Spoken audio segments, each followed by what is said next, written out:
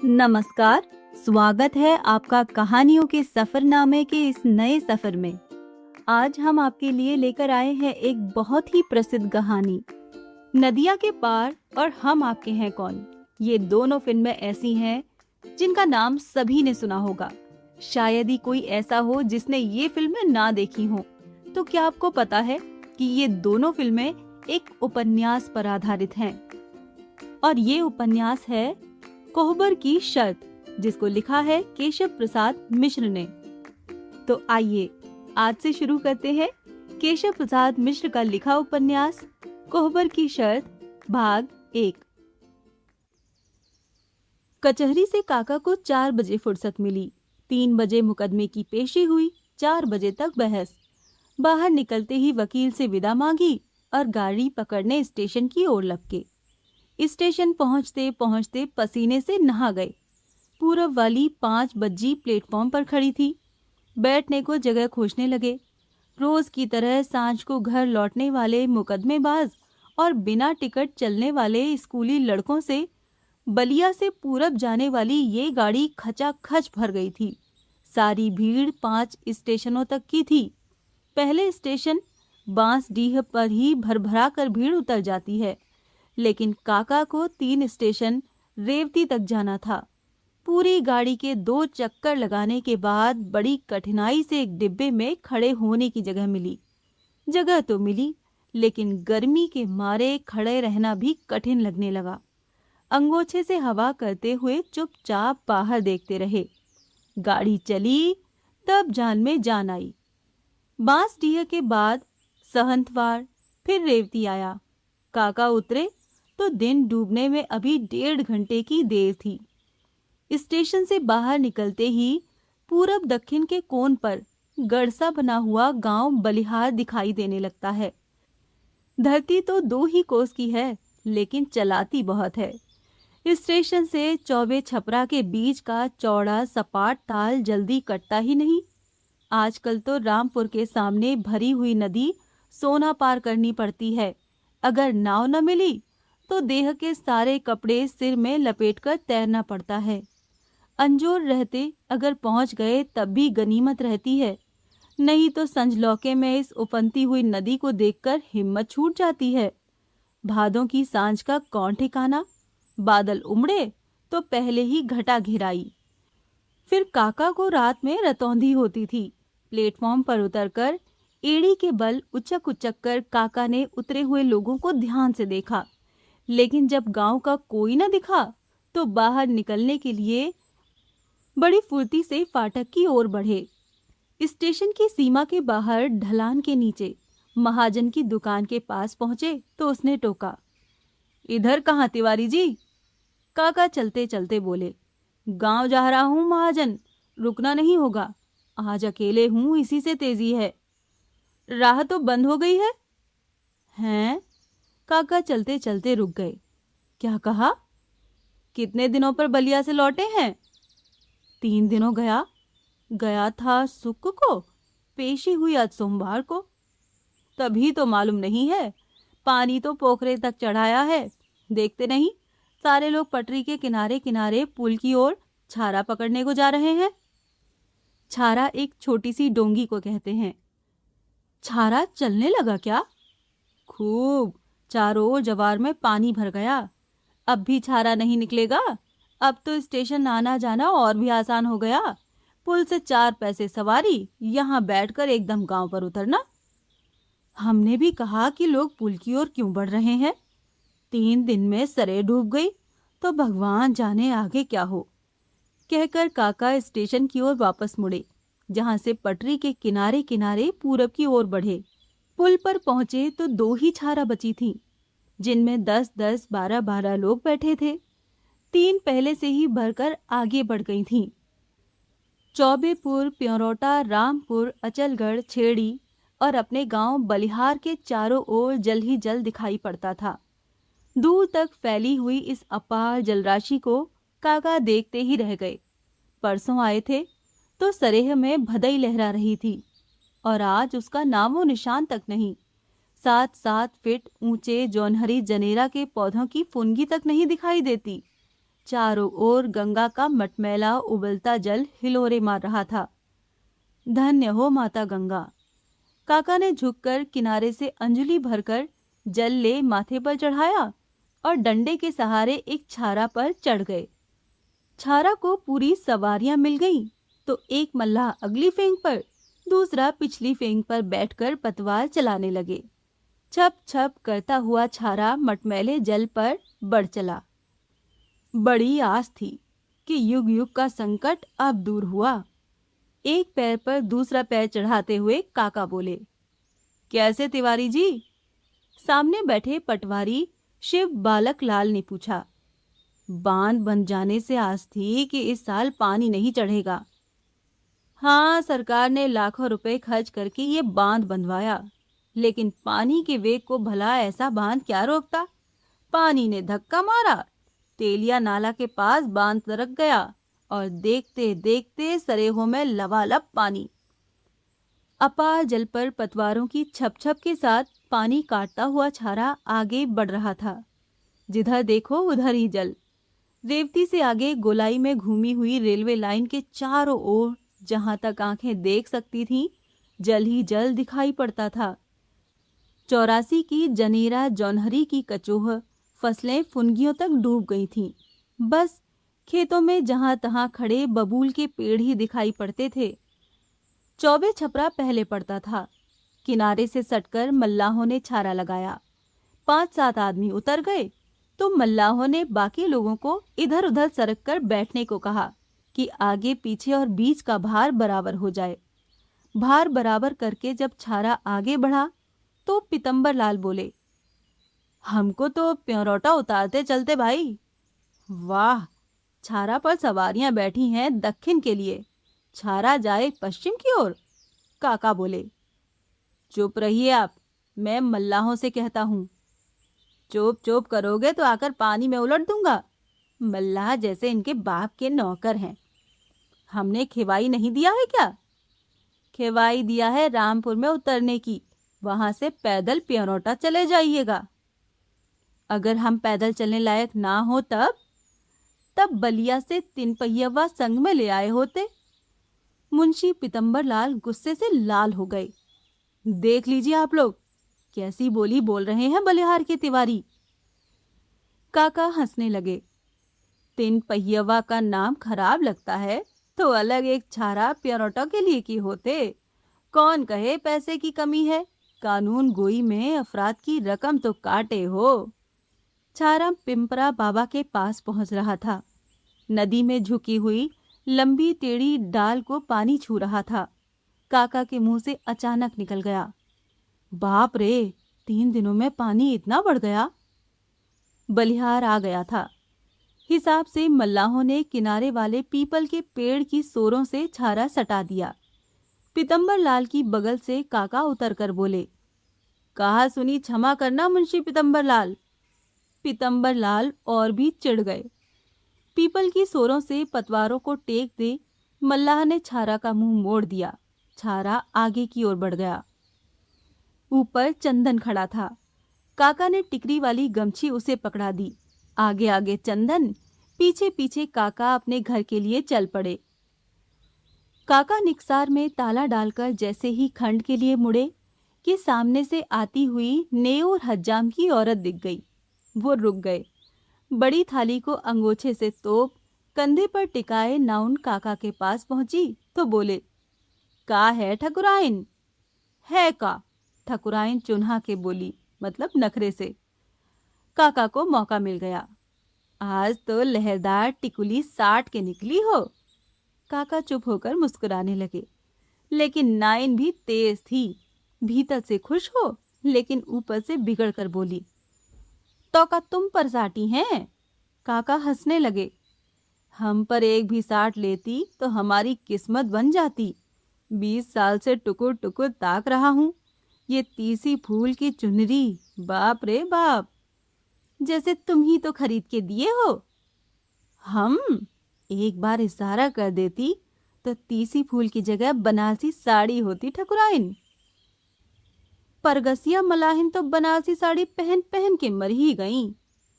कहाँ परगसिया, कहाँ तुम। राम राम, तुमने भी किसका नाम लिया।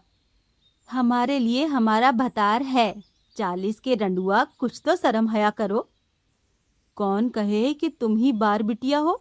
नाती पोतों से घर भरा है। सिंगार पटार देखो तो जवान पतोहू से भी बढ़ चढ़ के। घर से निकल के सबका सिंगार पटार ही निहारते चलते हो। लो अपने घर का बाइन।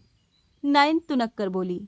बाप रे बाप, इस उम्र में भी हाव भाव जस का तस है। आगे जवाब देने के लिए नाइन रुकी नहीं। काका के हाथों में बायना पटक कर झेपती हुई नाइन आगे बढ़ गई। काका खंड चले आए। लगभग 12 बज रहे थे। आकर कुबेर के खंड में बैठ गए।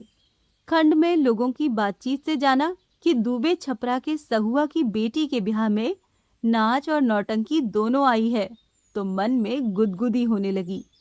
तभी बगल में बैठे बचनवा ने काका के कान में चुपके से कह दिया कि नाच देखने के लिए आज रात रघुनाथ की नाव खुलेगी।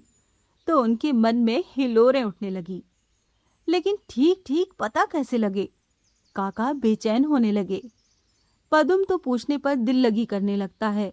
आज तक शायद ही किसी बात का सीधा जवाब दिया हो। काका जानते थे रघुनाथ की नाव खुली तो दल के पदम, कृपाल, अनिरुद्ध और सुमेसर चारों के चारों गोल बांधेंगे।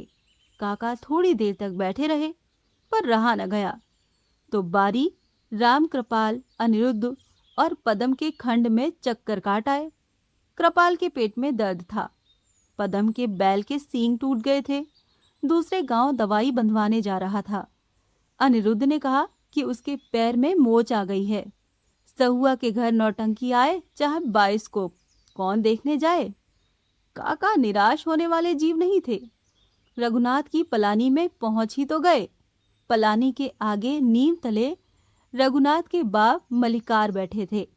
स्पष्ट वक्ता होने के कारण दूसरे के मुंह पर ही बात मार देते थे।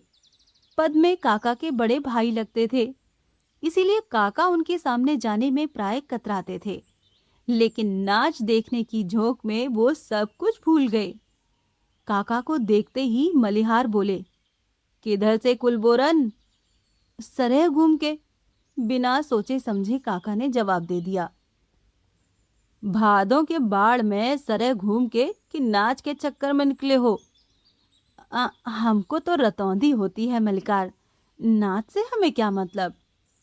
55 का मैं हुआ, लेकिन संजलौके में भी अभी सुई में डोरा डाल दूं और तुमको 40 में ही रतौंधी होने लगी। वह रे कृपा निधान, नाच का नाम सुना कि बयल्ला, आगे नाथ न पीछे पघा। अब तो छोड़ो धर्मावतार, खंड द्वार पर बैठने की अवस्था हुई, मिजाज नभी से भी बढ़ के। क्या देखे हो मलिकार जो ऐसे बोलते हो। मलिकार हंसने लगे। लंगोटी पहनते थे तब से तुमको देख रहा हूं, हम ही से पूछते हो कि क्या देखे हो। 16 साल का भतीजा ओंकार घर में कुंवारा पड़ा है। ये नहीं होता कि घेर घार कर उसका ब्याह करा दे। आज यहाँ गौनई, कल वहां नाच, इससे फुर्सत मिले तब तो आगे की चिंता हो। धै तेरे की, क्षण भर इनके खंड में कोई आया नहीं कि लगे उपदेश छांटने। काका कुछ नाराज होते हुए बोले, लो चले तुम्हारे खंड से, कोई पास आया नहीं कि लगे जहर उगलने। खंड के नीचे चबूतरे पर से काका नीचे उतर ही रहे थे कि घर से बैलों का दाना भूसी लेकर मलिकार के लड़के रघुनाथ आ गए। आंख नीची कर सामने बंधे बैलों को दाना चलाने लगे। दाना देख बैलों की घंटियां टुनटुनाई तो लोटा उठाकर मैदान जाते हुए मलिकार बोले, लो आ गए बबुआ जी, बतिया के तय तपाड़ कर लो, मैं तो काम से चला। मलिकार को जाते देख काका रुक गए, लेकिन रघुनाथ भी गुमसुम रहे। बात खुली नहीं तो काका फिर अपने खंड में चुपचाप लौट आए और ओंकार को माल गोरुओं को जल्दी जल्दी खिला पिलाकर चरण से हटा देने की सलाह दी। पितिया होते हुए भी अपने इस स्वभाव के कारण काका अपने भतीजे ओंकार से दबते थे। बैलों की नाद में भूसा डालते हुए ओंकार ने बोली फेंकी, आज बड़ी जल्दी मची है काका, कहीं का पायत है क्या। जल्दी क्या, बाढ़ बूढ़े का दिन। अन्हार होने पर मस माछी के मारे गोरू खाते नहीं। एक दिन जरा जल्दी कह दिया तो पूछता है कहीं का पायत है। हो भी तो मानुस तन है, जनावर तो नहीं। अपने खंड से अनिरुद्ध सब सुन रहा था। वहीं से चिल्लाया, बड़े भाग मानुस तन पावा, कटे ना आज रात भर नौटंकी। अच्छा बरमेसर के बेटा, गौंझी खेत कोडार की माल गुजारी तो बाप ने टिकरी में झोंक दिया। अब पितिया से पेहुरु तुम न करोगे तो करेगा कौन? अनिरुद्ध चुप लगा गया। थोड़ी देर के बाद काका ने बसवार में से खरपतवार बीन कर गोरुओं पर लगने वाली मक्खियां और मच्छर भगाने के लिए धुआं कर दिया। उसके बाद घर चले गए और वहां से बना खाकर दिया बत्ती जलते जलते रघुनाथ के खंड की ओर बढ़े। फेर में थे कि मलिकार के रहते नाच देखने चलने की बातचीत कैसे होगी, किंतु पहुंचने पर जाना कि वो सांझ की गाड़ी पकड़ने को स्टेशन चले गए तो उनकी प्रसन्नता का ठिकाना न रहा। भीतर से प्रसन्न किंतु ऊपर से चुप। काका रघुनाथ के खंड के आगे नीम तले पड़ी हुई चौकी पर चुपचाप जा बैठे। उधर गोल में राय हो रही थी कि काका को आज छोड़ दिया जाए। मलिकार मुकदमे के लिए बलिया चले गए। अगल बगल के नवही नाच देखने जाएंगे। खंड सूना पड़ जाएगा। रात में कोई अगोरने वाला भी तो रहना चाहिए। रघुनाथ घर से खाकर लौटे तो देखा काका जमे हैं। वो कुछ नहीं बोले और बैलों को चरण से हटाकर पलानी में बांधने लगे। तभी रघुनाथ के संगी राम कृपाल को काका पहचान तो न सके, लेकिन बोली से चीन कर बोले, कहाँ यारो, आज कहाँ की तैयारी है? राम कृपाल कुड़कर बोला, काम न धाम, बस दिन रात नौटंकी। नाच देखने चलना हो तो आज अपनी नाव ले चलो। काका चुप रहे।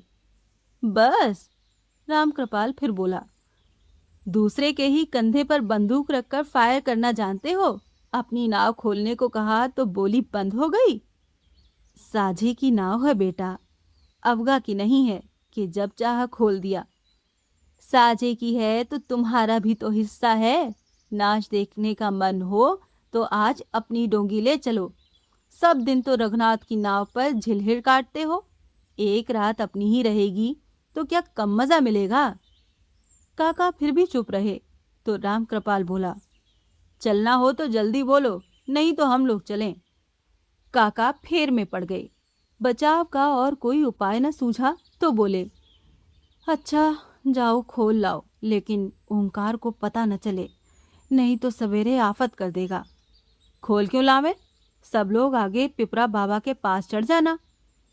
राम कृपाल नाव खोलने चला। बाकी लोग पिपरा बाबा की ओर बढ़े। रतौंधी के कारण रात में काका को पूरी तरह दिखता नहीं था, इसीलिए पिपरा बाबा के पास करीब 10 आदमी जुट गए, जिनमें ओंकार भी था। दुबे छपरा और बलिहार के बीच की दूरी पैदल चलने पर लगभग 2 मील की है, पर बाढ़ के दिनों में नाव से आने जाने के कारण राह सीधी हो जाती है, जिससे दूरी तो कम हो ही जाती है, पर समय अधिक लगता है।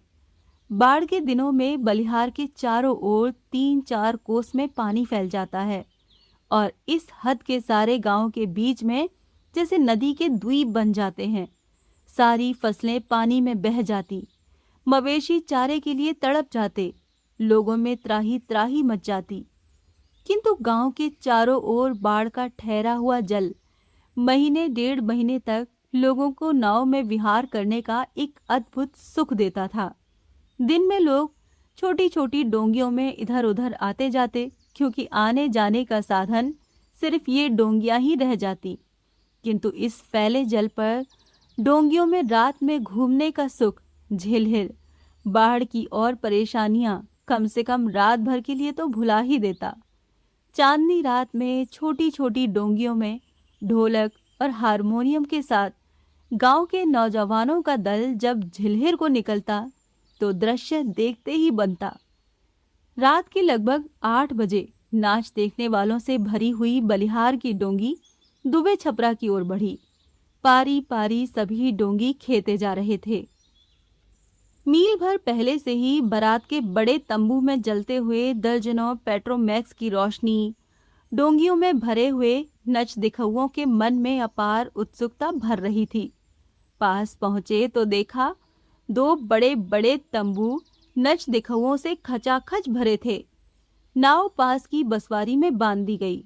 जिसको जहां जगह मिली भीड़ में बैठ गया, लेकिन रघुनाथ काका के पास बैठे। पैर तले डंडा दबाकर काका बैठे, पीछे रघुनाथ। सामने मंच पर का पर्दा अभी उठा नहीं था, इसीलिए लोगों में कुछ बेचैनी सी थी।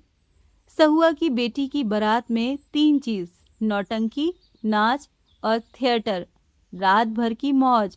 ऐसा मौका जवार में कहाँ मिलता है। एकाएक पटाखा छूटा और धड़ाके की आवाज के साथ सामने का पर्दा उठा। नौटंकी शुरू हुई। ठाकुर की जवान बेटी ब्राह्मण के लड़के के साथ भागने की जिद कर रही थी। लड़का बार बार इनकार कर रहा था। अंत में जब लड़की ने कोई और उपाय नहीं देखा तो कहने लगी कि यदि वो उसे भगाकर नहीं ले जाएगा तो हल्ला मचाकर वो अपने घर वालों को बुलाकर उसकी दुर्गति करा देगी।